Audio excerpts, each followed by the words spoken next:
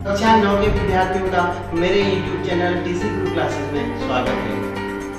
Video प्रारंभ करने से पहले आप सभी से अनुरोध है चैनल को सब्सक्राइब करें और बेल आइकन अवश्य दबाएं जिससे आने वाले वीडियो की लिंक आपको प्राप्त होते रहे।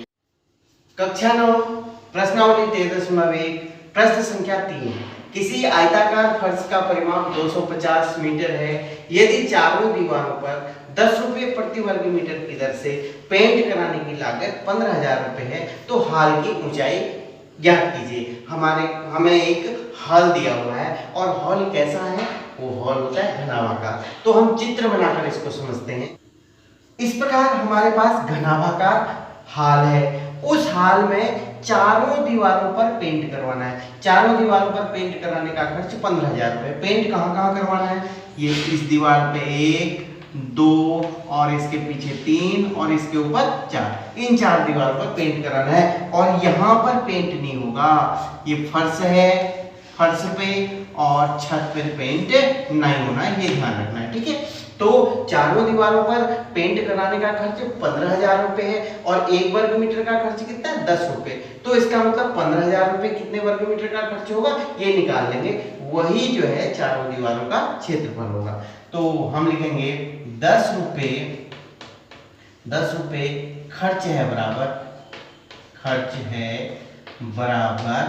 1 वर्ग मीटर का। 1 वर्ग मीटर का 1 रुपया खर्च होगा। एक नियम से 1 रुपया खर्च होगा बराबर कितने वर्ग मीटर का? ये हो जाएगा 1/10 वर्ग मीटर का। और 15,000 रुपये खर्च होगा बराबर 15,000 रुपये खर्च होगा। कितने वर्ग मीटर का खर्च होगा भाई? 15,000। ये 15,000 से 1/10 को गुणा कर लेंगे तो ये हो गया 1500 वर्ग मीटर। अर्थात 1500 वर्ग मीटर चारों दीवारों का क्षेत्रफल आ गया। चारों दीवारों का क्षेत्रफल बराबर चारों दीवारों का क्षेत्रफल, हॉल के चारों दीवारों का क्षेत्रफल बराबर 1500 वर्ग मीटर, ठीक है। अब देखिए चारों दीवारों का क्षेत्रफल, ये दीवारें लेनी है। क्या नहीं लेना हमें? ये नहीं लेना है फर्श और नहीं लेना छत। अर्थात फर्श में क्या, ये लंबाई हो गई और ये चौड़ाई होगी। लंबाई और चौड़ाई और यहाँ भी ये क्या होगी? लंबाई और चौड़ाई। अर्थात लंबाई और चौड़ाई दो तरनी है ना। तो घनाभ का पृष्ठीय क्षेत्रफल क्या होता है? 6 पृष्ठों का, 6 आयताकार फलकों का क्षेत्रफल। इसमें 2 आयताकार फलक नहीं है। कौन कौन से नहीं है? एक छत वाला नहीं है, एक आधार वाला नहीं, ये फर्श वाला नहीं है। तो क्या कम हो गया? जो हमारे पास क्षेत्रफल होता है वो होता है 2LB धन 2BH और 2HL। यहाँ देखिए 2HL ये होता है ना। तो क्या कम हो गया? 2LB लंबाई गुणा चौड़ाई कम होगी। तो हमारे पास क्या बचा? केवल BH और HL ये बचा। ये 2 गुणा BH और HL बराबर कितना हो जाएगा? 1500 वर्ग मीटर। 1500 वर्ग मीटर। अब देखिए H अगर हम यहां से कॉमन ले लें 2 गुणा H कॉमन ले लें, क्या बच गया? B धन L, ठीक है। या आप इसको इस ढंग से भी लिख सकते हैं, H कॉमन ले लीजिए गुणा 2B धन L। B क्या है? चौड़ाई। L क्या है? लंबाई। बराबर 1500 वर्ग मीटर, ठीक है। अब देखिए 2 गुणा लंबाई धन चौड़ाई, 2 गुणा लंबाई धन चौड़ाई क्या होती है? परिमाप होता है। ये आपको पता है 2 गुणा लंबाई धन चौड़ाई क्या होता है? परिमाप। परिमाप गुणा ऊंचाई, परिमाप गुणा ऊंचाई, ये क्या हो गया? परिमाप गुणा ऊंचाई बराबर 1500। परिमाप गुणा ऊंचाई बराबर 1500। अर्थात चारों दीवारों के क्षेत्रफल को हम क्या कह सकते हैं? परिमाप गुणा ऊंचाई भी कह सकते हैं। कैसे प्राप्त हुआ? हाँ, ये सूत्र कैसे प्राप्त हुआ ये पता हो गया ना। क्योंकि फर्श और छत हमें नहीं लेनी है। 2LB 2 गुणा लंबाई गुणा चौड़ाई नहीं है, समझ रहे ना। तो ये हो गया परिमाप गुणा ऊंचाई। परिमाप गुणा ऊंचाई बराबर 1500। हमें परिमाप दे रखा है 250 मीटर। परिमाप 250 मीटर दे रखा है, हमें हॉल की ऊंचाई निकालनी है। 250 गुणा h बराबर 1500। तो h कितना हो जाएगा? h बराबर 1500 में 250 का भाग दे देंगे, शून्य से शून्य कट गया, 25 छक्का 150 अर्थात 6 मीटर। इस हॉल की जो ऊंचाई आएगी वो क्या आएगी? 6 मीटर। चौथा प्रश्न है, किसी डिब्बे में भरा हुआ पेंट 9.375 वर्ग मीटर क्षेत्रफल पर पेंट करवाने के लिए पर्याप्त है।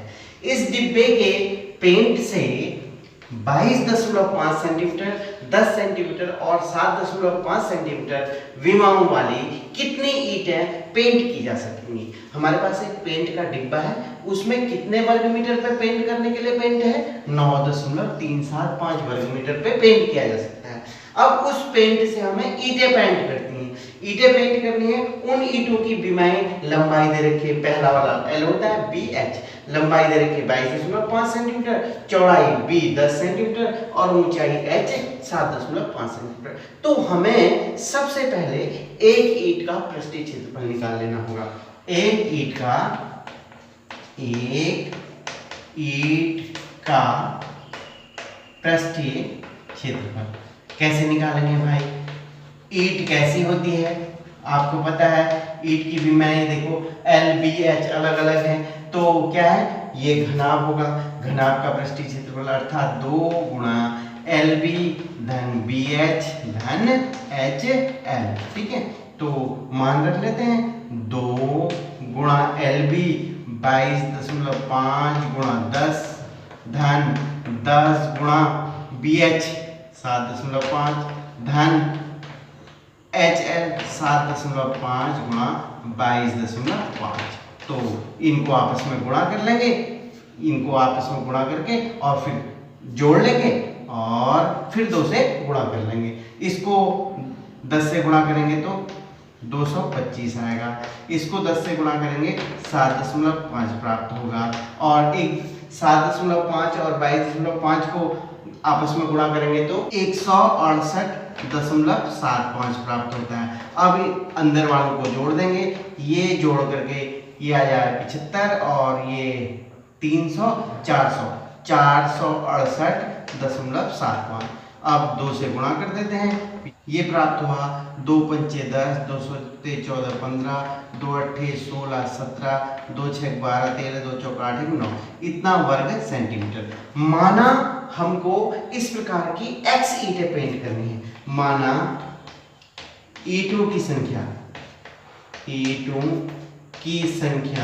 x ले लीजिए, n ले लीजिए, n ले लेते हैं, ईंटों की संख्या बराबर n। तो कितना हमको पेंट की आवश्यकता होगी? पेंट की आवश्यकता एक ईंट के लिए होती है जरूरत 937.50 अर्थात 937.5 वर्ग सेंटीमीटर की। हमारे पास n ईंटें हैं तो n से गुणा कर देंगे, 937.5 n वर्ग सेंटीमीटर। इतने पेंट की हमें आवश्यकता होती है। क्योंकि हमको दे रखा है जो हमारे पास डिब्बा है 9.375 वर्ग मीटर, इससे पेंट पर्याप्त हो जाता है। जितनी ईंटें हमारे पास हैं उनमें इतने से जो इतना ये मात्रा दे रखी है, इससे पूरा पेंट हो सकता है। अर्थात जो ये मात्रा है आवश्यक, पेंट की जो आवश्यक मात्रा है वो इसके बराबर होगी। तो इसको जो हमारा क्षेत्रफल निकला, इसको 9.375 वर्ग मीटर के बराबर कर लेंगे। डिब्बे में पेंट की मात्रा जो दी हुई है हमें, पेंट की मात्रा बराबर 9.375 वर्ग मीटर। क्योंकि हमने जो क्षेत्रफल निकाल रखा है ईंट का क्षेत्रफल वो वर्ग सेंटीमीटर में है, इसको भी वर्ग सेंटीमीटर में चेंज करते हैं। 1 वर्ग मीटर बराबर कितना वर्ग सेंटीमीटर? आपको पता है 1 मीटर बराबर 100 सेंटीमीटर होता है, 1 मीटर बराबर 100 सेंटीमीटर। तो 1 वर्ग मीटर बराबर 100 और आ जाएगा, क्योंकि वर्ग मीटर मीन्स मीटर गुणा मीटर, तो मीटर 100 गुणा 100 अर्थात ये हो जाएगा 10,000 वर्ग सेंटीमीटर। तो इसको 10,000 से गुणा कर देते हैं, तो पेंट की मात्रा बराबर हो जाएगी, पेंट की मात्रा बराबर 9.375 गुणा 10,000। तो ये 3 जीरो कैंसिल हो गई, ठीक है। तो ये आ जाएगा 93750 वर्ग सेंटीमीटर। कितना वर्ग सेंटीमीटर? जो पेंट की मात्रा होगी। अब यह मात्रा कितने के लिए आवश्यक होगी? 937.5 N। इतनी ईंटें थी ना हमें, E2 के लिए इतनी आवश्यकता थी 937.5 N बराबर, इसको कर लेते हैं 93,750 के बराबर, ठीक है। तो N की मात्रा कैसे निकलेगी? N की मात्रा निकलेगी 93,750 बटे 937.5, ठीक है। यहाँ दशमलव है, एक जीरो ऊपर बढ़ जाएगी, 93750 बटे 9,375, ठीक है। 9,375 से ये एक बार भाग चले जाएगा और 2 जीरो होगी, अर्थात 100। तो कुल E2 की संख्या होगी जिसमें हम पेंट कर सकते हैं। कुल E2 की संख्या बराबर 100, अर्थात जो पेंट की मात्रा डिब्बे में है, जो डिब्बे में ये पेंट की मात्रा थी, वो कितने E2 के लिए पर्याप्त होगी? 100 E2 के लिए पर्याप्त होगी। वीडियो को ध्यान से देखने का आभार। अपने सुझाव कमेंट बॉक्स में अवश्य दीजिएगा।